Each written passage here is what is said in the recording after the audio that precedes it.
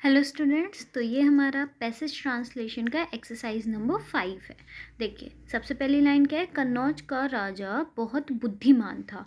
The king of Kannauj was very vice. The king of Kannauj, the king of Kannauj was very vice. ठीक है, क्योंकि हमारा sentence किस में? पास्ट में, इसलिए यहाँ पर वॉज यूज़ किया। अगर ये प्रेजेंट में होता तो यहाँ पे इज यूज़ करते। और बहुत बुद्धिमान तो क्या बोलते हैं उसको? Very vice. कन्नौज का राजा तो द किंग ऑफ कन्नौज या द कन्नौज किंग भी बोल सकते हैं, पर वो ठीक नहीं लग रहा है। यहाँ पे किंग ऑफ कन्नौज ज़्यादा सही है, साउंड कर रहा है। फिर उसका एक पुत्र था, और क्योंकि देखिए पास्ट में उसका एक पुत्र था, है ना, तो ही सबसे पहले तो उसका के लिए क्या? ही। और क्योंकि ये पास्ट में लिखा हुआ सेंटेंस है तो हम इसमें हैज़ नहीं यूज़ करेंगे, क्या यूज़ करेंगे? हैड यूज़ करेंगे। हालांकि अगर ये हमारा प्रेजेंट में लिखा होता तो ही हैज़ लिखते हैं हम, ही हैज़ अ सन। और क्योंकि ये पास्ट में लिखा हुआ है तो क्या बोलेंगे? ही हैड अ सन। फिर नेक्स्ट है, राजकुमार बहुत छोटा था और राजा बहुत बुढ़ा था। तो राजकुमार बहुत छोटा था, इसका क्या हो जाएगा? The Prince was very young. छोटा होने को क्या मतलब? यहाँ पे एज के कंपैरिजन की बात की गई है। तो एज में अगर कोई छोटा होता है तो उसको क्या बोलेंगे? यंग बोलते हैं, यंगस्टर्स बोलते हैं ना, जो कम एज के लोग होते हैं उनको। उसी तरह से the Prince was very young, the Prince was very young. और क्या लिखा है? और राजा बहुत बुढ़ा था। And the king was very old, and the king was very old. ठीक है, अब हमारी नेक्स्ट लाइन क्या है? इसलिए राजा अपने पुत्र के लिए एक ईमानदार मंत्री चाहता था। तो इसलिए को यहाँ पे बिकॉज नहीं बोलेंगे, यहाँ पे इसलिए क्या है? ये रीज़न एक तरह से बता रहा है। तो यहाँ पे क्या लिखते हैं? That's why. इसलिए दैट्स वाई राजा अपने पुत्र के लिए ईमानदार मंत्री चाहता था ना, तो that's why the king wanted. चाहने को क्या बोलते हैं? वांट। तो क्योंकि ये पास्ट में है तो वांट का सेकंड फॉर्म क्या होता है? Wanted. That's why the king wanted. और फिर क्या? ईमानदार मंत्री ना, तो that's why the king wanted an honest. और मंत्री को क्या बोलेंगे? मिनिस्टर। An honest minister. और अपने पुत्र के लिए for his son. That's why the king wanted an honest minister for his son. फिर उसके बाद में क्या लिखा है? एक दिन उसने अपने सब दरबारियों को बुलाया। तो क्या हो जाएगा? एक दिन को क्या बोलेंगे? One day. एक दिन, वन डे। उसने अपने सब मंत्रियों को बुलाया, ही। और बुलाने की बात कर रहे हैं ना, तो बुलाने को यहाँ पे हम कॉल्ड बोल सकते हैं, ही कॉल्ड। और सब मंत्रियों को मतलब सब दरबारियों को बुलाने को क्या बोलेंगे? All his. He called all his. और दरबारियों को हम क्या बोलते हैं? courtiers। He called all his courtiers। ठीक है, देखिए that's why the king wanted an honest minister for his son, one day he called all his courtiers। ठीक है, अब नेक्स्ट लाइन क्या लिखी हुई? उसने कहा, क्या मैं एक अच्छा राजा हूँ? हाँ ठीक है, उसने कहा, ही सेड।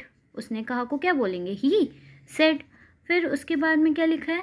क्या मैं एक अच्छा राजा हूँ? ये हमारा प्रेजेंट में पूछा गया है। ठीक है, राजा अभी प्रेजेंट में पूछ रहा है, क्या मैं एक अच्छा राजा हूँ? तो क्या बोलेंगे? राजा ने कैसे पूछा? Am I a good king, है ना। मैं एक अच्छा राजा हूँ को क्या बोलेंगे? Am I a good king. मैं एक अच्छा राजा हूँ तो I am a good king होता है। और क्या मैं एक अच्छा राजा हूँ, तो यहाँ पे क्या होता है? अगर हमारा सेंटेंस क्या से स्टार्ट होता है तो हमारी हेल्पिंग वर्ब क्या होती है? पहले आ जाती है, सब्जेक्ट के पहले।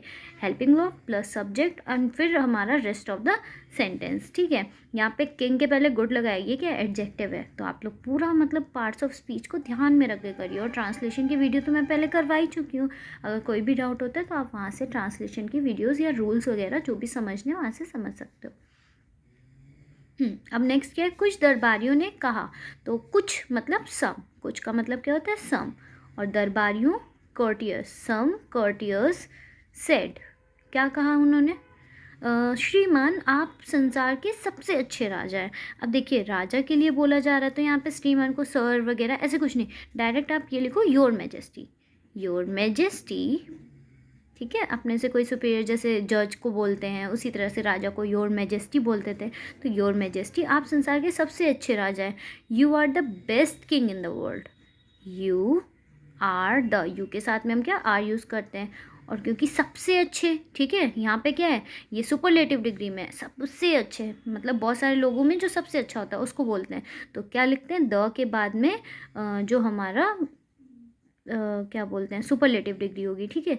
The best king, best king, और फिर संसार के, तो इन the world, in the world. अब मैं कैमरा 1 मिनट सेट कर दूँ। फिर यह सुनकर राजा बहुत प्रसन्न हुआ।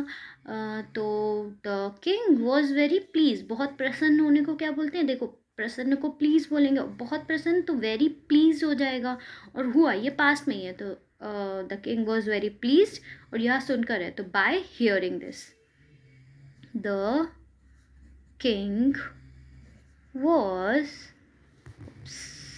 सॉरी मैंने ध्यान नहीं दिया, the king was very pleased by hearing this।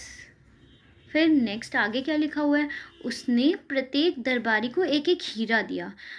तो एक एक हीरा दिया है ना, ही गेव 1 डायमंड, और प्रत्येक दरबारी ना to every courtier, he gave 1 diamond, एक एक हीरा ना, तो 1 तो लिखते नहीं है ऑब्वियसली, 1 डायमंड डायरेक्ट लिखेंगे। उसने प्रत्येक दरबारी को एक एक हीरा दिया, तो ही गेव, और क्योंकि पास में था तो गेव लिखेंगे, he gave 1 diamond to every, every प्रत्येक को बोलेंगे, ठीक है। और दरबारी, दरबारी क्या होता है, courtier, he gave 1 diamond to every courtier। अगर आपको इसमें कुछ डाउट होता है तो आप एक बार रीचेक करके मुझे बता सकते हो कि यहाँ पे अगर आपको लग रहा है कुछ और होना चाहिए, ठीक है। मेरे हिसाब से ये करेक्ट है, he gave 1 diamond to every courtier। एक दरबारी चुपचाप बैठा था, तो यहाँ पे क्या बोलेंगे, 1 courtier, एक दरबारी मतलब 1 courtier, और चुपचाप बैठा था ना, तो 1 courtier was sitting silent, 1 courtier was sitting silent, ठीक है। फिर नेक्स्ट आगे क्या लिखा हुआ है, आगे लिखा है राजा ने उससे भी वही प्रश्न किया। तो the king asked him the, वही प्रश्न मतलब सेम क्वेश्चन है ना, the king asked him the same question, 1 minute, the king asked him the same question, राजा ने उससे वही प्रश्न किया, the king asked him the same question. फिर नेक्स्ट क्या पूछा गया, उसने कहा आप वास्तव में अच्छे राजा हैं, परंतु संसार में आपसे भी अच्छे राजा हैं, ठीक है। यहाँ पे कंपैरिजन करके उसने बताया, आप तो अच्छे राजा हैं लेकिन आपसे भी अच्छे राजा हैं संसार में। तो कैसे लिखेंगे, सबसे पहले तो उसने कहा को बोल देंगे हम ही सेड, ही सेड। फिर आप वास्तव में अच्छे राजा हैं, तो यू आर, वास्तव में you are actually, you really, ऐसे करके वर्ड्स यूज़ करते हैं ना हम। तो क्या बोलेंगे, यू आर को हम ऐसे भी लिख सकते हैं, अगर आप चाहो तो अलग अलग करके लिखना, you are really a good king, you are really a good king, ठीक है। उसके बाद में क्या लिखा हुआ, परंतु संसार में आपसे भी अच्छे राजा हैं, तो इसको क्या बोलेंगे, but there are many other better kings, क्योंकि कंपैरिजन कर रहे हैं, आपसे भी अच्छे राजा हैं, या many other good kings than you, better kings than you बोलना सही होगा, क्योंकि आपसे भी बोला गया ना।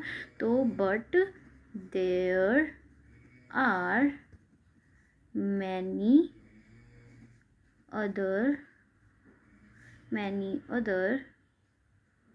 गुड किंग्स देन यू नहीं, बेटर किंग्स देन यू ही होना चाहिए, there are many other better kings, there are many better kings than you, other नहीं लगेगा, इस वजह से गड़बड़ हो रही है। परंतु संसार में आपसे भी अच्छे राजा हैं, but there are many better kings than you, but there are many better kings than you in the world. आप सही है ना। आप पढ़ना, आपको अगर इसमें कुछ लग रहा है, कुछ गलती है, कुछ भी अगर ऐसा मिलता है तो आप मुझे बताना, ठीक है। He said you are really a good king but there are many better kings than you in the world. अगर इसका कुछ और ट्रांसलेशन हो सकता है, वैसे तो मैंने तो सही लिखा है, पर इन केस अगर कुछ गड़बड़ होती है गलती से तो आप प्लीज़ मुझे कॉमेंट्स में बता सकते हो, ठीक है। यह सुनकर राजा अत्यंत प्रसन्न हुआ और उसने उस दरबारी को अपने पुत्र का अभिभावक बना दिया, ठीक है। यह सुनकर, है ना, यह सुनकर राजा अत्यंत प्रसन्न हुआ। आफ्टर लिसनिंग दिस, नहीं ऐसे नहीं बोलेंगे, पहले राजा अत्यंत प्रसन्न हुआ। The king was very pleased bye hearing this. The king was very pleased bye hearing this. और उसने उस दरबारी को अपने पुत्र का अभिभावक बना दिया। एंड ही appointed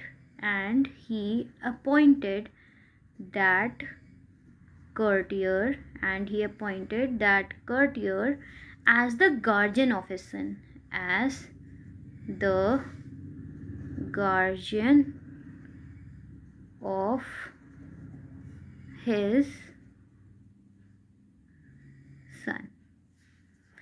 तो मैं उम्मीद करती हूँ आपको ये जो भी मैंने पूरा पैसेज ट्रांसलेशन करवाया आपको समझ में आया होगा अच्छे से। एंड अगर आपको ये वीडियो अच्छी लगी है तो प्लीज़ लाइक करिए, सब्सक्राइब करिए और शेयर करिए। Thank you.